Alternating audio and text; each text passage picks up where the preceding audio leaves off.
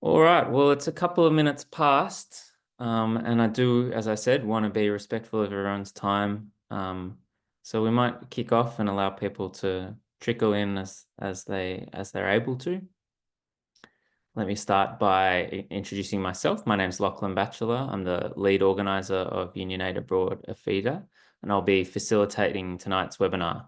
But the real stars of the show, of course, are our partners from Palestine and Lebanon. So I'll try to stay out of the way as much as possible and give them the floor, which I know is why you're all here. Let me start by acknowledging country, which for me in Melbourne, Naam is the Wurundjeri people of the Kulin Nation, and acknowledge that sovereignty was never ceded.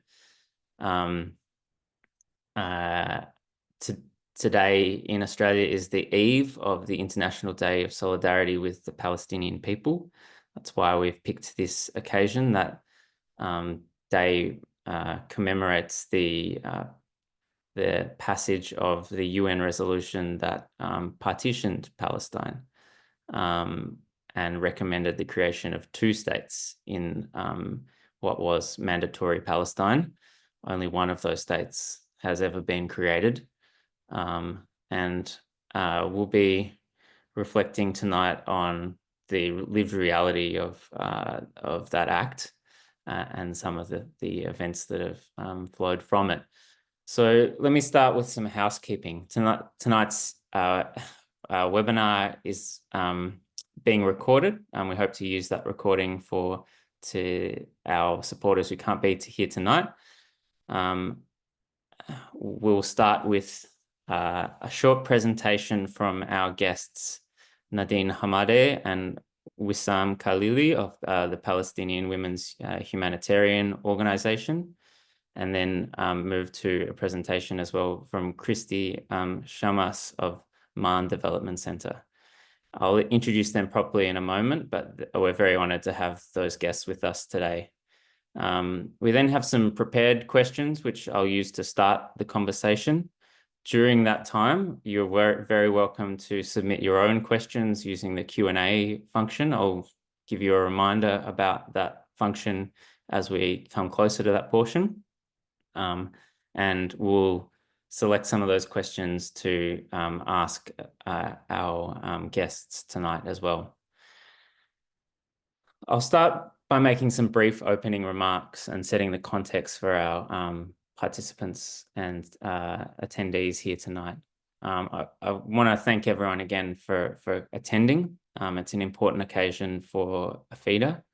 We view tonight's webinar as an important opportunity to deepen the connection between our partner organisations in Palestine and Lebanon and our supporters in Australia.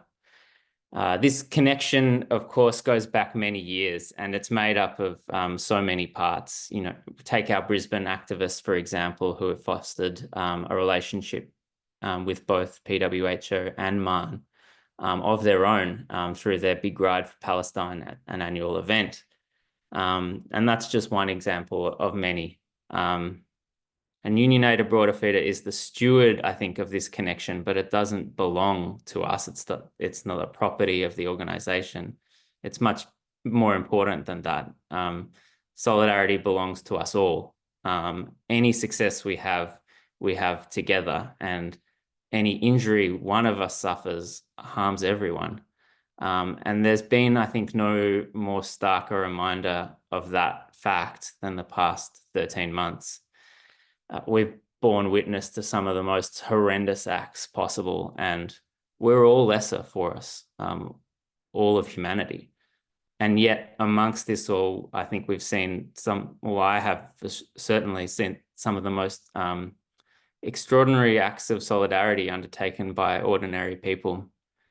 The efforts of Australian Unionists who have led and spearheaded our appeals for first Gaza and now Lebanon as well have been, I think, nothing short of incredible. Together we've raised over $1.1 million and I think have saved innumerable lives. And speaking personally for a moment, it's been this that's kept me going. It's been a very difficult time, and I'm sure for many of you here tonight, the same is true.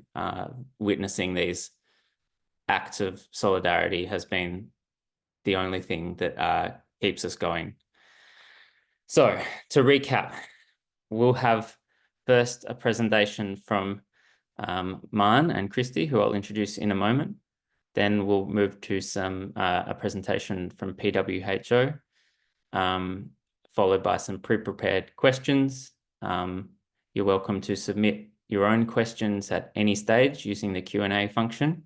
We'll select some of those to put to our guests after their presentations. And at the end, we'll do a wrap up and I'll give some ideas of how you can continue to support these organizations and the struggle for justice. Let me start by introducing Maan. Maan Development Center has been a partner of ours since 1989. It's a 35-year time period, a 35-year-long relationship during which we've worked on many things, including women's cooperatives and environmental agricultural projects. They're an independent and secular civil society organization operating in the West Bank and Gaza, where before the outbreak of war, they had over 200 staff in Gaza.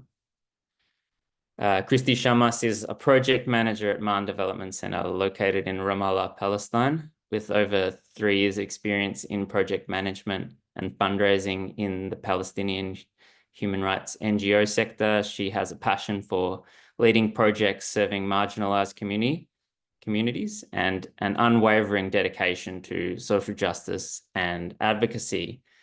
Kristy, thanks for joining us today. Thank you for the introduction. I'm happy to be speaking to you here today. Greetings, everyone. I'm very happy to be speaking to you, representing Maan Development Center. FIDA has been a valued partner of Maan, and we are truly grateful for its generous support over the years, but especially right now when it's needed the most. This event is a great testament to FIDA's continued efforts and commitment to supporting the Palestinian people and aiding those who are in greatest need. Over a year has passed since the start of Israel's ongoing war of genocide on Gaza. Words like catastrophic, immoral, and inhumane fail to convey the true magnitude of the current humanitarian crisis in Gaza. In 2021, Secretary General of the United Nations Antonio Guterres referred to Gaza as the embodiment of hell on the earth. The circumstances right now are far more dire. Words can we use to truly capture the state of Gaza now? It is deeply appalling. At 365 kilometers square, the Gaza Strip is less than half the size of Canberra, the capital of Australia, but has a population of 2.3 million, 5 times that of Canberra. Almost half of Gaza's population are children under 18.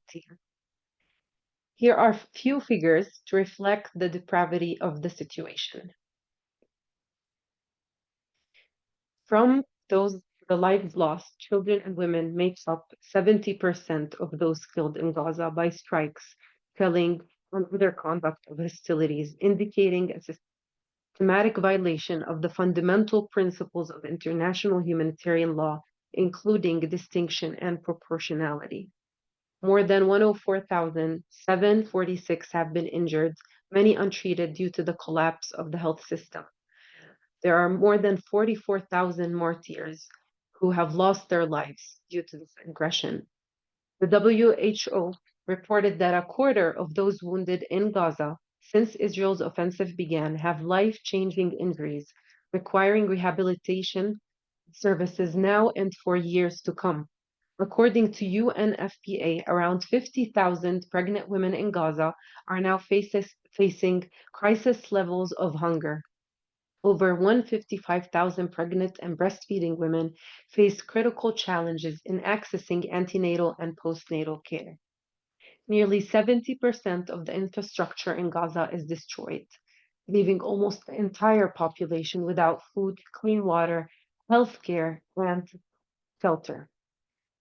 80% of the health system has collapsed. 32 hospitals have been completely or partially destroyed. Unaffordable transportation and lack of ambulance services hinder access to hospitals, most of which are only partially functioning. 96% of Gaza's population face acute levels of food insecurity. According to UNRWA, only 6% of the population's food needs are being met in Gaza.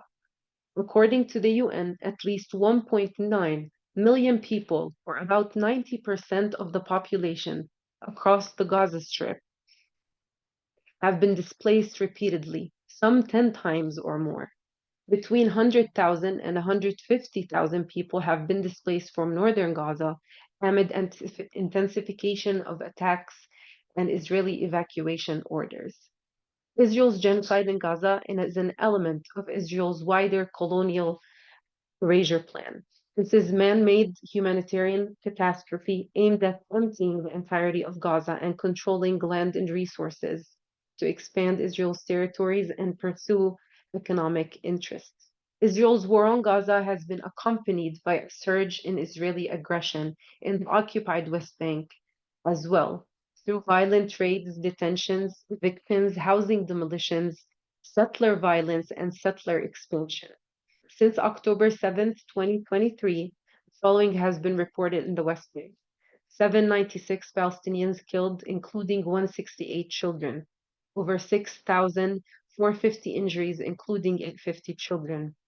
According to Palestinian Prisoners Society, Israeli forces have detained over 11,800 detainees since October 7th, 2023.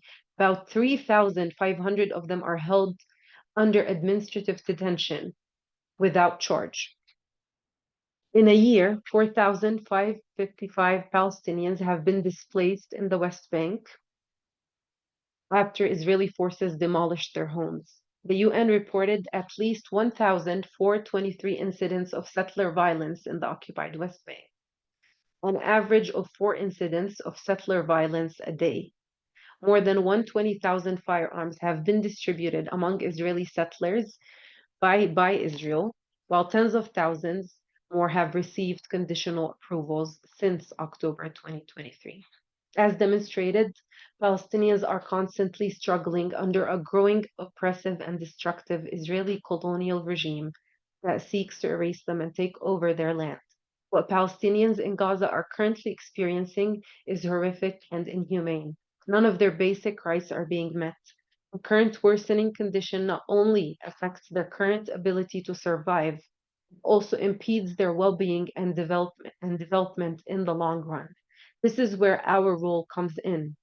Mahan Development Center is an independent, non-governmental, non-partisan Palestinian development and training institution established in 1989 as a nonprofit. Ma'an's mission is to enhance the resilience, empowerment, and realization of the rights of those most in need, and to unleash their latent capacities to enhance their active participation in sustainable development and their abilities to respond to and recover from crises. Ma'an's work is focused on 4 key programs: socioeconomic empowerment of youth and women, agriculture and natural resources program, protection program, and emergency humanitarian program. Ma'an's work in Gaza is made possible through our partnership with 40 different organizations, including UN agencies and international NGOs. FIDA is among these generous organizations. The interventions we undertake in Gaza are focused in 7 sectors. First, WASH interventions.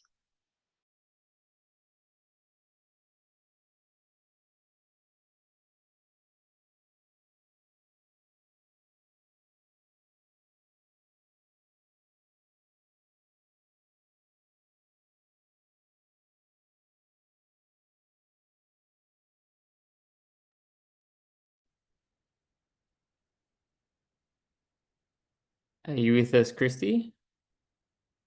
Might be just having some technical issues.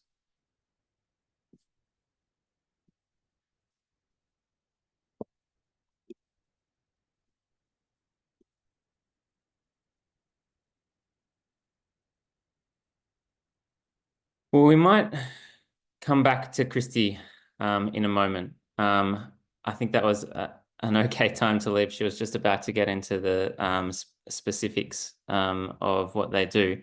I might move now to introduce our colleagues from PWHO.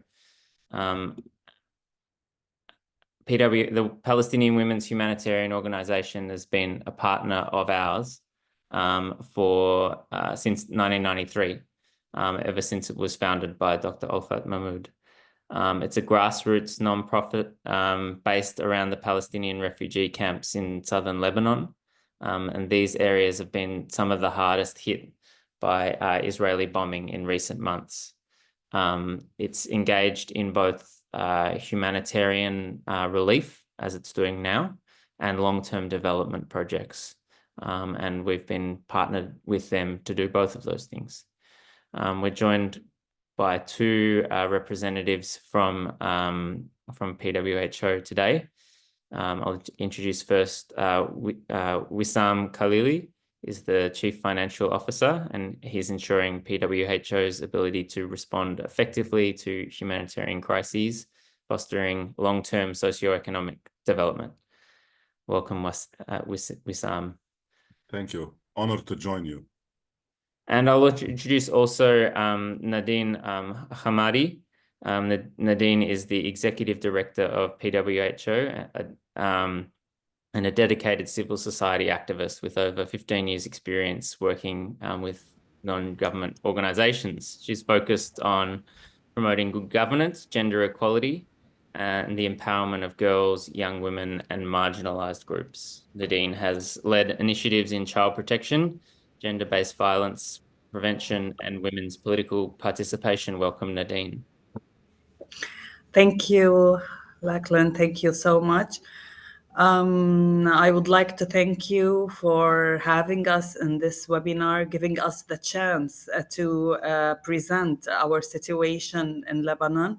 First, I would like to thank AFIDA for their support, generous and continuous support, and especially during these hard times, during this response, and your help in the relief.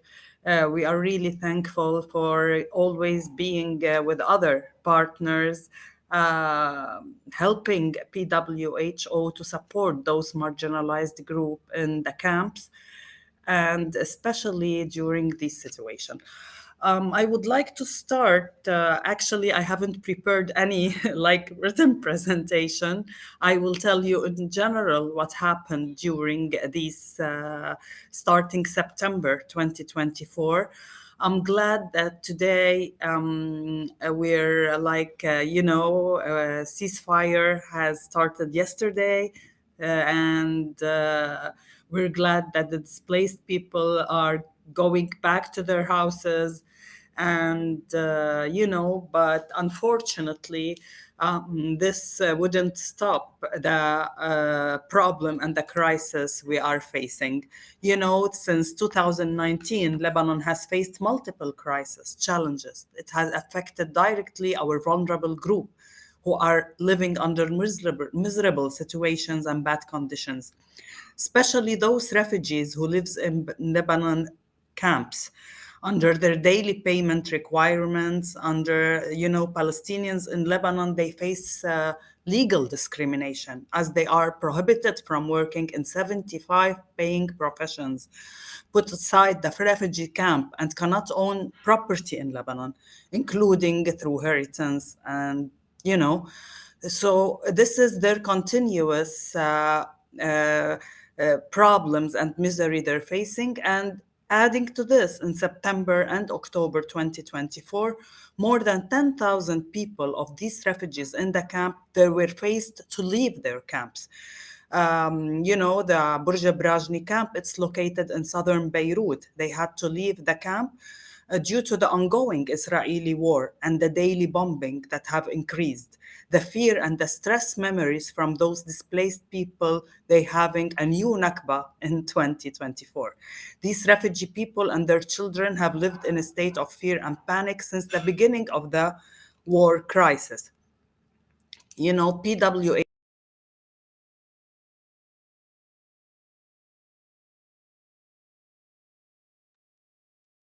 Sorry, Nadine, we just lost your audio. Can you unmute for a minute?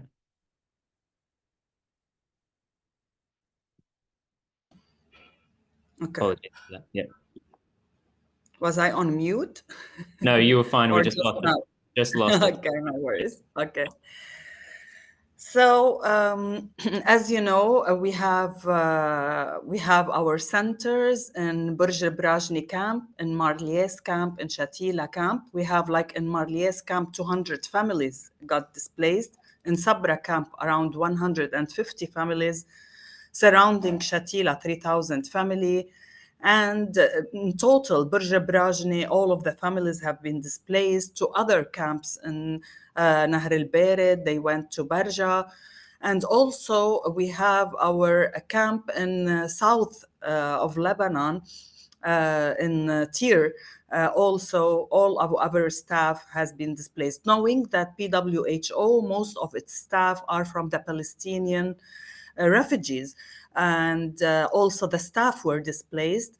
But it was really an honor for us to continue providing our services in spite of the war, and in spite of being displaced, where our services were done online, where we continued supporting people by giving relief, food partials, by giving them, blankets, other stuff, and because all of their houses, most of the people that were displaced, their houses are now gone, and they got back to the Burj Brajni camp. But the ones at the border of the camp, they have many houses that were really destroyed. And that people in Burj al Brajni, since they don't have the to work, they work on daily basis, like cleaners, they get their daily payment for their work. They lost their works. They lost these very little income that they were taking in order to keep them living. PWHO continued supporting these families through receiving funding from AFIDA, from different partners, which we are really thankful for that, at least to respond to the people needs, and especially those Palestinian who were displaced, including the beneficiaries of PWHO, including the staff. As you know, we have now 400 families in Nahr al-Bared. Biddawi Inarwa school, we have around 400 families. Additionally, some refugees stayed with their relatives, with their friends in other shelters, who also couldn't afford living. PWHO increased in staff in response of displacement and instability in various areas of Lebanon. It has an updated emergency plan, which we have shared with you, to respond to our staff who were displaced first, our beneficiaries second. We also responded to people with mental health and illness through coordination with other NGOs on the ground. Staff operated in their displacement areas. They coordinated with local NGOs at these areas and schools where people had to live, and to be there to deliver our project services, to deliver them, psychosocial support, to deliver to also through Musawat, we help the people who are disabled. So PWHO, it's currently working on this emergency aid to support these displaced people. We collaborated, as I mentioned, with Musawat, with UNRWA, the Popular Committee Emergency Committee people, personal donation, and PWHO partners. These collaborations, they aim to assist vulnerable community population. We responded to their basic needs. At first, we delivered our project services in person in Marlies, in Shatila, and in Burj al Brajni also, where some people, they went back to their houses after like 1 month of war. People, but of course, we ensured the safety of our staff in providing these services in person. And we implemented online educational projects due to some of the areas who were at risk. As for now, we are planning that, yesterday people started going back to their houses, going back to their camps, to their original shelters. So responding to the needs of these people, we have to do like a need assessment for those people, especially the people who left their houses. I would like to mention that during this war, 2,500 people were killed, 400 of them were children, and 150 people were from the Palestinian refugees were killed in this war. So, many families, they lost maybe some of their family members who were source of income for this family. And we have to see the needs of those people in the refugee camp. Thank you. Thank you so much, Nadine. We'll just now that we've got Kristy back, she's going to keep her camera off for the moment to hopefully improve the connection. Turns out these connections are not easy in Palestine, but welcome back, Kristy. And if you want to resume where you left off, thank you very much. Yes, thank you. And sorry, we have a disconnection here. That's the price of living under occupation. We don't have control over our internet even. Thank you for your patience, everyone. To continue where we left off, another element of the intervention, of the WASH intervention, is the provision of sanitization and maintenance services in 40 schools in Gaza. In addition to that, Ma'an installed 54 mobile latrine units, comprising a total of 162 toilets in the central government and Khan Yunis. Food security interventions.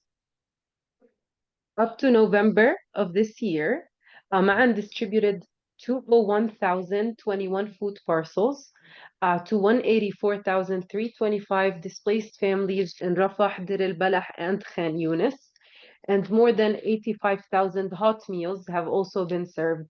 Through AFIDA's support, we just completed the distribution of 5,000 hot meals, benefiting 20,000 displaced individuals.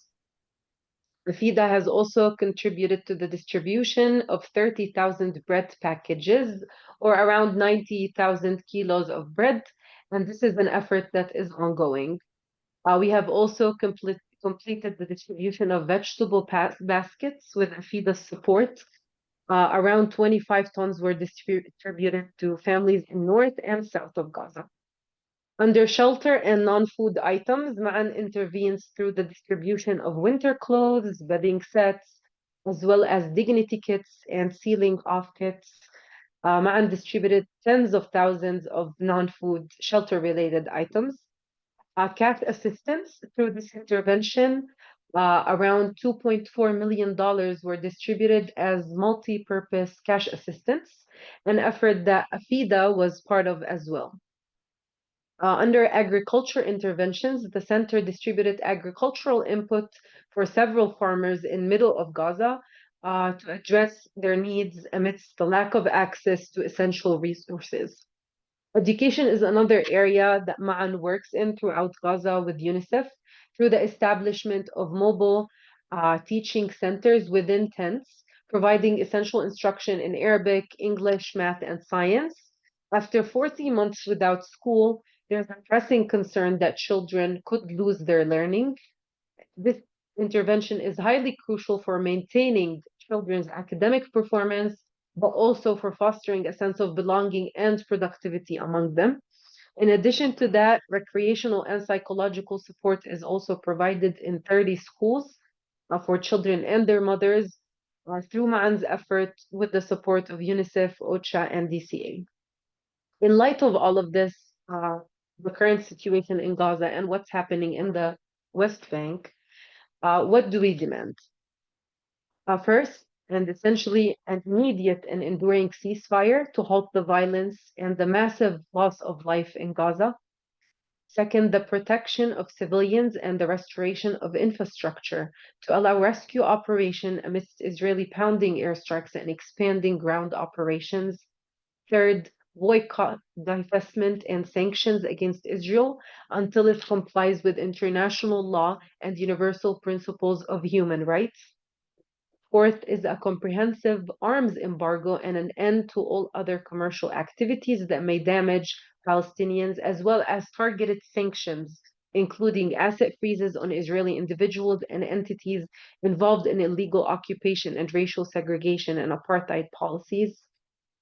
Fifth is an urgent provision of comprehensive humanitarian assistance that to the people of Gaza and the West Bank. As presented, people in Gaza are in dire need of these services, and also demands that Israel immediately allows unimpeded entry and delivery of this vital aid into the occupied Gaza Strip. Sixth is increased financial support to the people of Gaza to assist humanitarian workers and enable them to help displaced families and children, and a lift to Israel's illegal blockade of over 70 years on Gaza and an end to its unlawful occupation of Palestinian territories.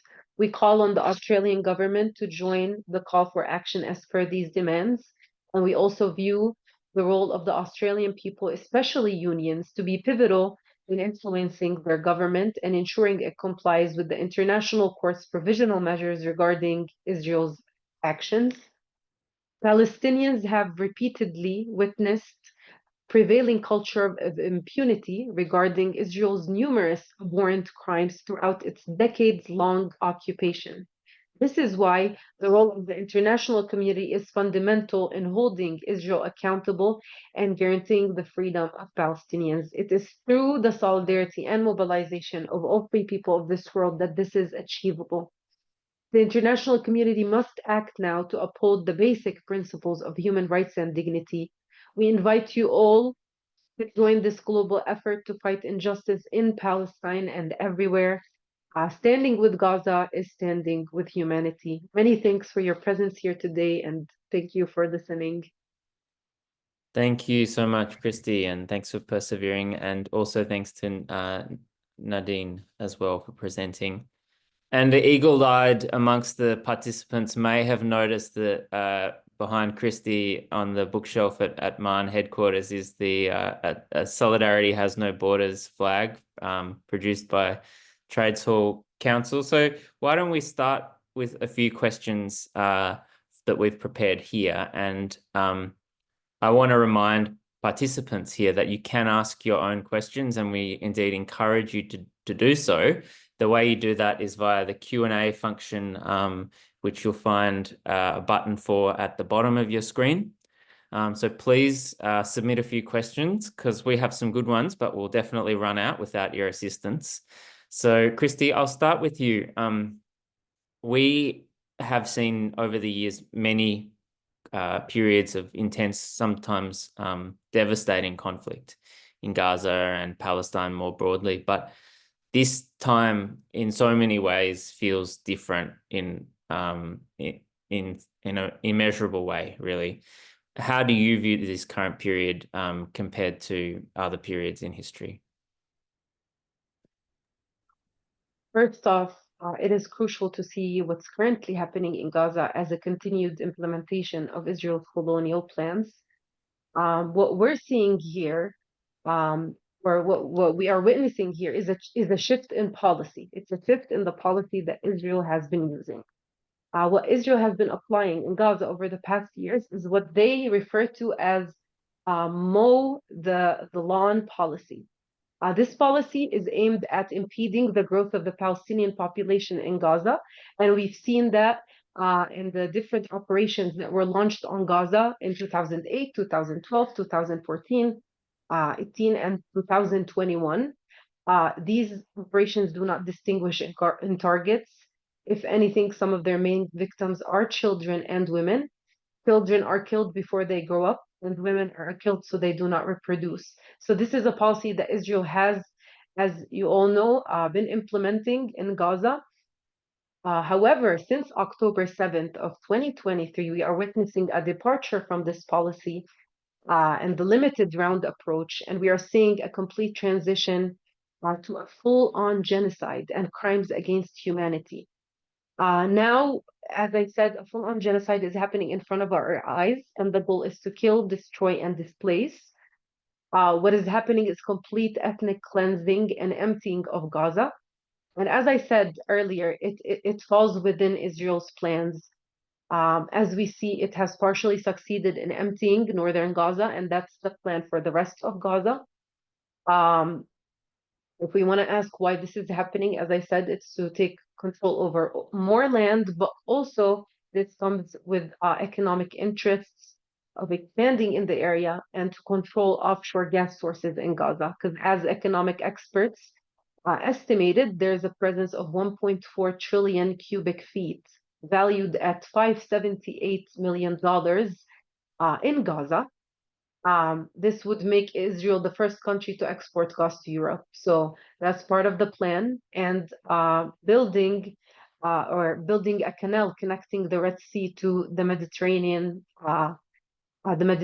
Sea, which is called the Ben Gurion Canal Project. This is a plan that's been set like many decades ago, and it's aimed to be an alternative waterway to the Suez Canal, which would give Israel enormous influence over the global supply routes for oil, grain, and shipping. So this is all, as I said, part of Israel's plans. We're just seeing a shift in policy to complete destruction and erasure to reach these goals.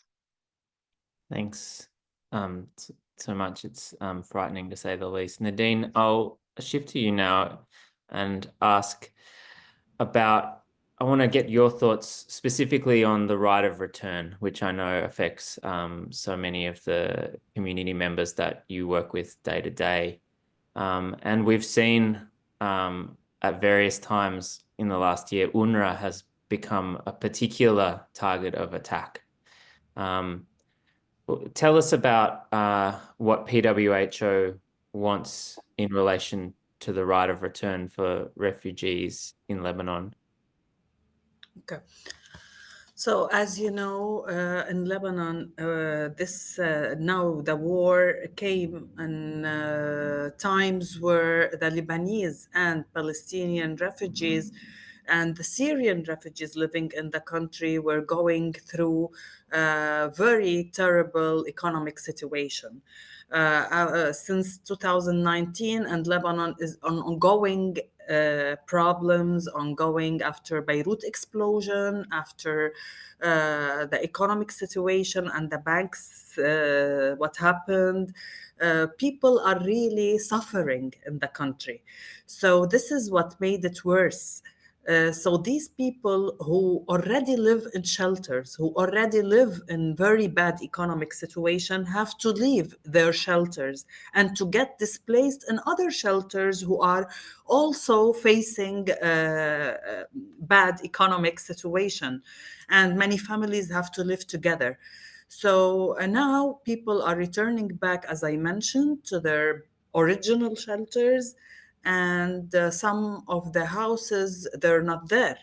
So this trouble that PWHO is doing, we're doing like assessment for the beneficiaries, for the people displaced and returned back to the shelters in Burj Lebrajne and Marlies and Shatila, but specifically the shelters who were affected were the ones in Burj Lebrajne and in Tyr, because Tyr is in South Lebanon and Burj Lebrajne is located in southern Beirut. And also at the borders of Shatila and Sabra, these shelters also got affected and were very close to the bombings. So we have to do like need assessment to those people to see their houses, what do they need, what we can offer them. You know, PWHO during the war also was providing those people, like because we have a clinic in Burj Lebrajni camp. So the doctor moved to Shatila. She was receiving those women, trying to help as much as possible. And through our services, we will try to continue providing those services. But I think this time we have the needs increased due to what happened. Thanks so much. This is a question for both of you. Feel free to jump in. Perhaps Kristy, maybe you can start. But this war has had a particularly severe impact on workers. We've seen health staff, doctors, nurses, and journalists killed at a rate that's unseen before in human history. So tell us about the impact of this war on your own staff.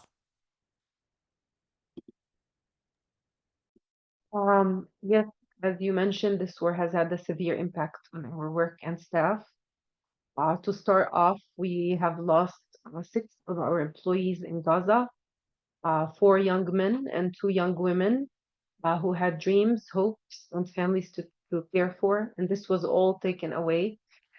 Around 275 of our staff have been displaced twice. 82% of our staff lost 1 to 60 members of their nuclear and extended families during this war, and 85% of our staff have completely lost their homes and have nowhere to return to. In regards to our work, our hub in Suda'a in south of Gaza with 3 floors has been completely destroyed with $700,000 lost. This center served all of the south area communities and this hub was mainly developed by AFIDA as an entrepreneurship, innovation, and training center specifically for youth and women, and it also contained production unit for dates. 3 of our warehouses were totally destroyed. Furthermore, the main office and second hub in Gaza City were partially destroyed, and we are unable to reach them. Some of our donors have stopped their support in Gaza, making it difficult for us and other Palestinian NGOs to continue providing our services.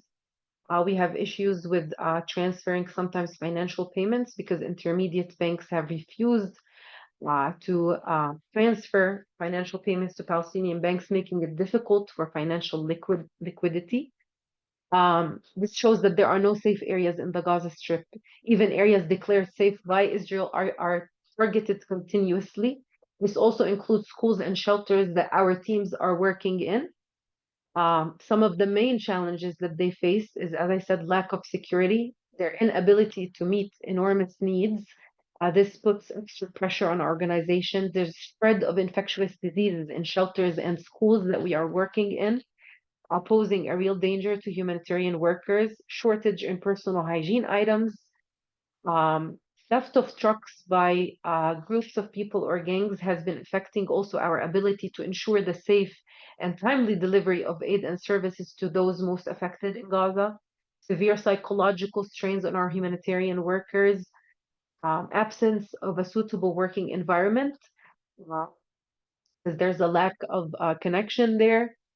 There's difficulty in documenting activities and events in a professional manner, of course, and meeting donor demands because some of the donors are not as understanding, and they need pictures and they need all sorts of things that our team hasn't been able to provide like they would, and this is due to lack of power and limited internet connection, lack of tools, stationary and recreational games for the field to use with groups in displaced areas has also affected the effectiveness and efficiency of interventions, and also high cost of transportation, whether it is by donkey or by car.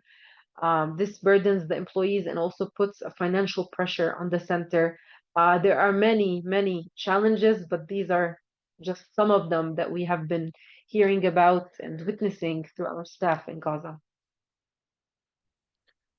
Thanks, and I'll just add a quick note myself here. I mean, I've been a recipient of many photos, many hundreds of photos from MAN staff in that get passed on to us in WhatsApp, and it's always amazing to me that the links and professionalism that these employees go to under such unimaginable circumstances. One tiny example of this is that every single photo that they sent us has its own personalized pop-up banner with AFIDA's logo on it. I don't know how it's possible to get a pop-up banner printed in Gaza at the moment, but if you ever need to do such a thing, MAN knows the answer. So I'll start with a quick question here. Perhaps Nadine, you can answer this one to start from the audience, but how do you select who gets support? What's the process you use to deliver your aid, particularly when there are so many people in need? Okay. So actually, as I mentioned, we have the demand is really, and the people in need is really big due to the limited funding we're getting. And as you know, the funding this year decreased, starting from AFIDA or other partners. The funding decreased, and the demand and the need of the people and the vulnerable group is getting more and more. So to respond to this demand, we put like an emergency plan to respond first to the beneficiaries, to the people who are the staff who were really displaced from their houses, because most of our staff, or if you want, 95% of our staff lives in the camps, and specifically in Burj Lebrajni camp and in South the camp. And these staff, they got displaced, and they were providing the services from their the places where they were displaced. You know, as Kristy mentioned, the same challenges we all face, the internet, the transportation, everywhere it's not safe. You don't know, they're not bombing like specific areas. So transporting also the aids to staff was a challenge. So we had to put a criteria to see who are the most in need from the beneficiaries, from the people who really lost their houses. We had to distribute the food parcels to these people. Every project sent their beneficiaries list. We checked not to duplicate, you know, because we had to be fair with everyone. And if someone is receiving any help from other organizations, PWHO would give to someone else who is in need more than if who haven't received anything. So this was the criteria we had to check. We had to do need assessment of people in the camps who were displaced. We got the lists, the names, and the needs, the family members. Also, it was based on their salaries. Some people who are really very vulnerable groups. And this is how we were managing to distribute our aid during this response. Thanks so much. I asked Nadine about this before, about UNRWA, but there are quite a few questions coming through from the audience about UNRWA as well, and that's good to see, because I think it's such a critically important part of the overall landscape that we're seeing. So perhaps, Kristy, maybe if I ask you this question that's come through, do you think Israel will carry forward the move to ban UNRWA, and who will fill the void? Thank you for the question. I mean, UNRWA's role in Palestine is crucial, but especially in Gaza. It is the main provider of the basic services to this population that has been displaced many times and has faced a tremendous amount of loss throughout the wars that Israel has been implementing over the years and its operations. So we're already talking about a population that has been majorly affected in the past and is experiencing a lot of loss. So it's very the absence of UNRWA is a very dramatic move, and it's very tragic for the population.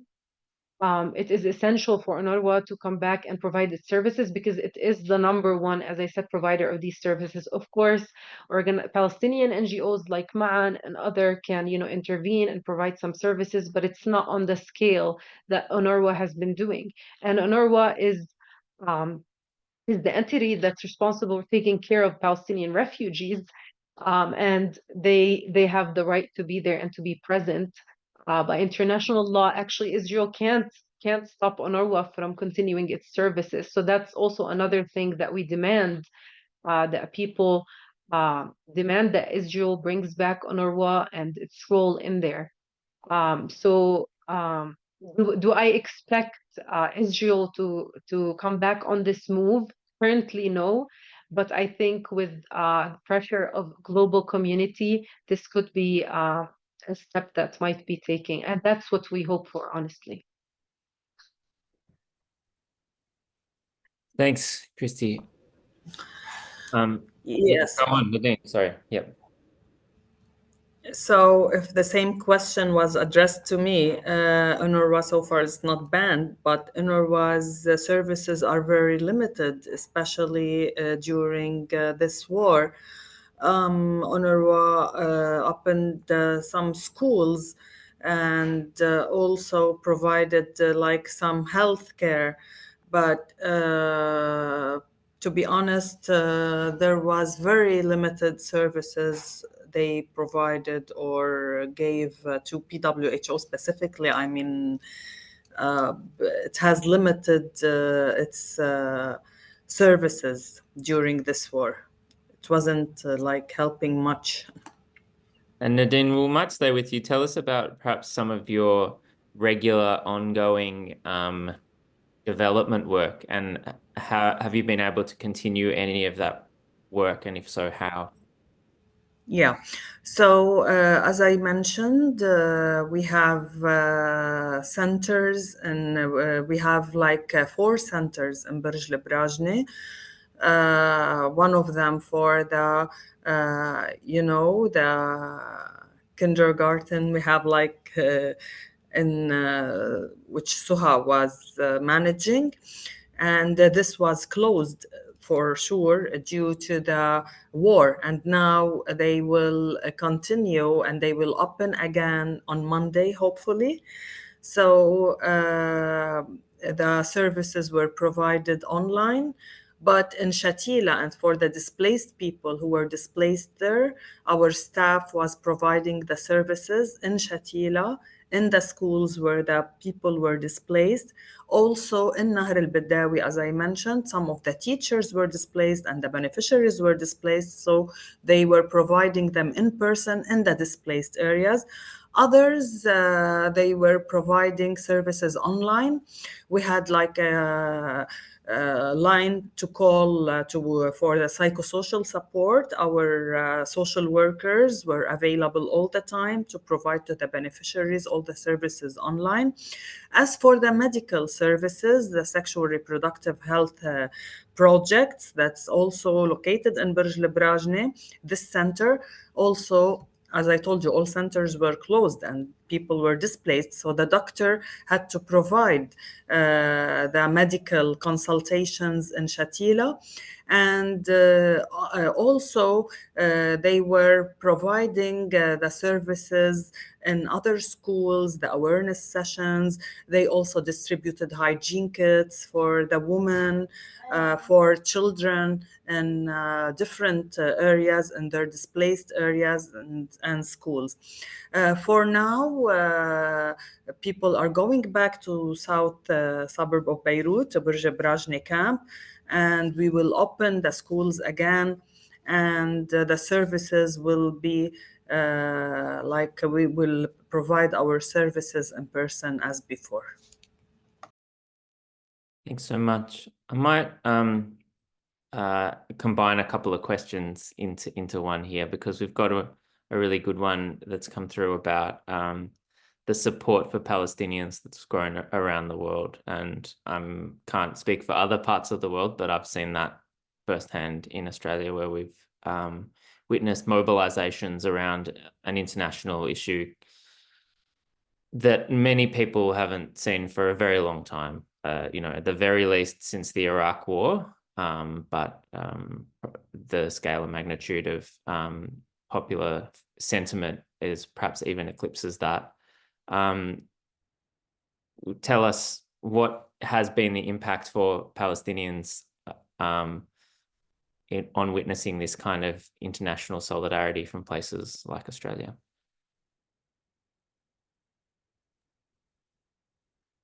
Yes, definitely. I would say that the international support during this time has been significant, especially compared to past periods and events happening in Gaza, but also in Palestine.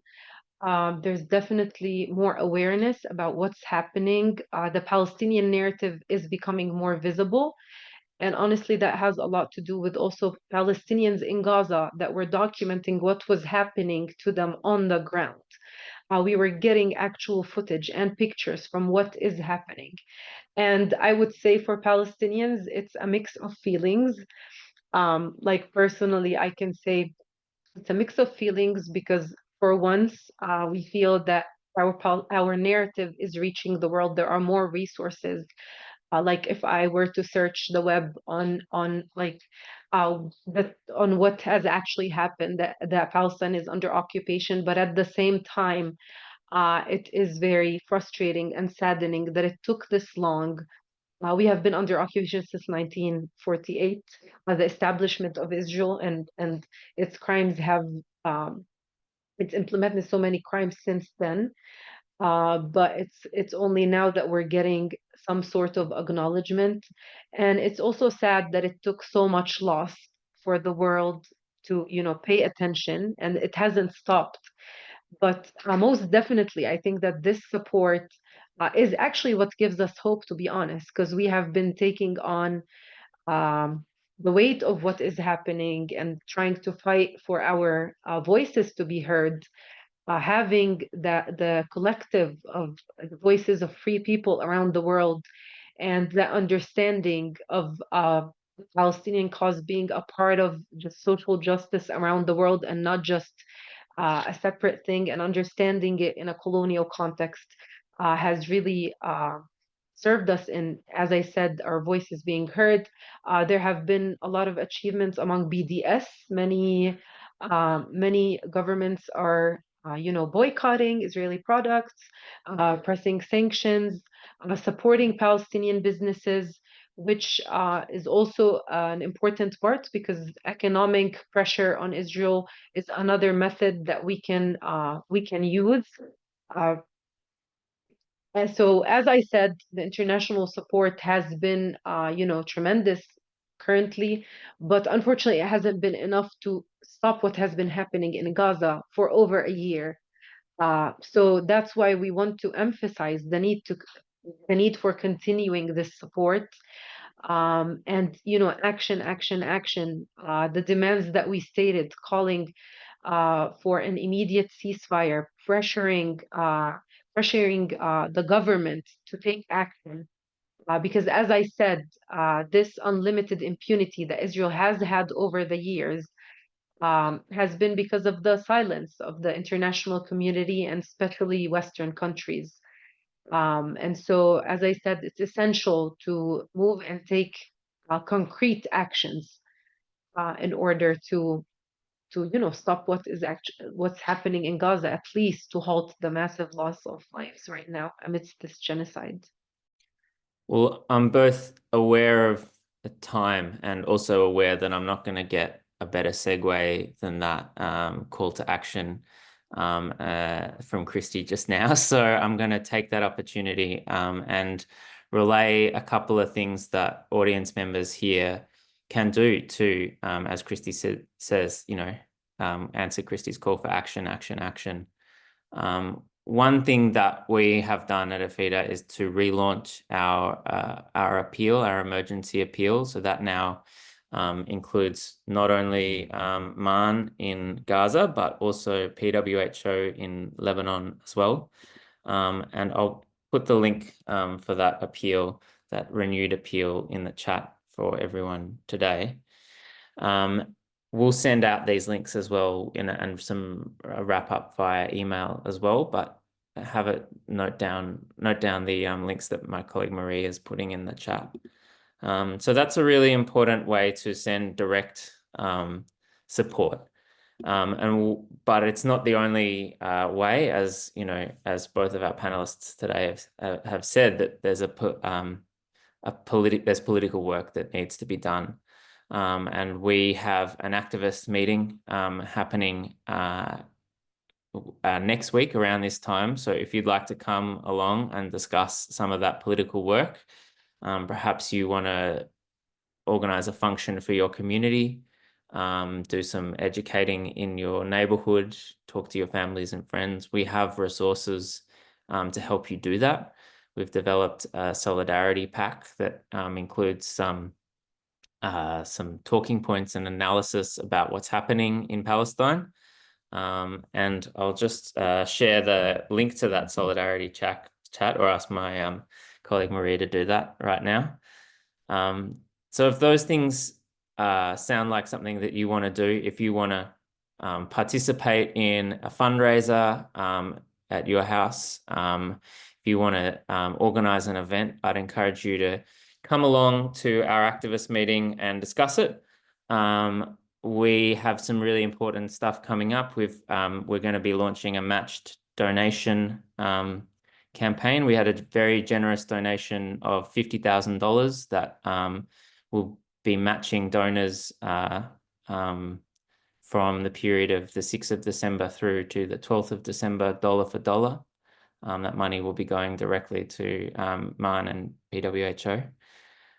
So come along to our activist meeting. I'll put my email in the chat right now. Send me an email and you can workshop some ideas about how we can answer this call to action, how we can continue the work that we've been doing, which, as I said at the start, I think has been in so many ways incredible work. It's eclipsed what we've been able to achieve as an organization before.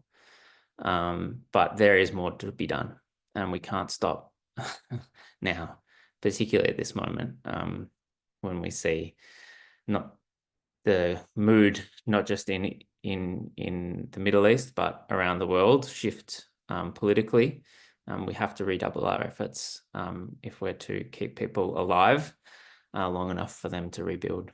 So I'll stop there. Let me thank our wonderful panelists, Kristy from MAN, Wissam from PWHO, Nadine from PWHO, and thank you all for your time today. And of course, thank all the attendees here. It's not... Lachlan, yes. sorry, I was disconnected and I just got back. I'm not sure if I... That's all good. So the problem is not just in Palestine, Kristy, it's also here, the internet and the electricity.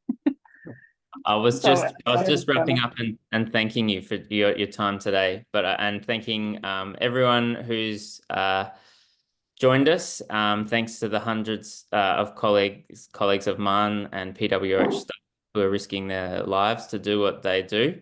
And thanks to everyone in Australia who came along and participated. And we hope to see you on the hustings, on the political work in the months and weeks to come. Thanks very much. Thank you for giving us the chance to share. Thank you for holding this if you webinar give me and giving just yes. Thank you, everyone. Thank you, Lachlan, for this opportunity. But I would like to highlight something we have discussed the suffering of Palestinian people, but I would like to say that during this war also Lebanese people have suffered a lot and got displaced all over Lebanon, in addition to the Palestinian refugees and Syrian refugees and everyone living in the country. But the Lebanese had also a big share in this suffer. For sure. Thanks so much, Nadine. Timely reminder. All right, well, I'll just ask attendees to make their way out, and we'll end the recording now. And thank you all again for your participation.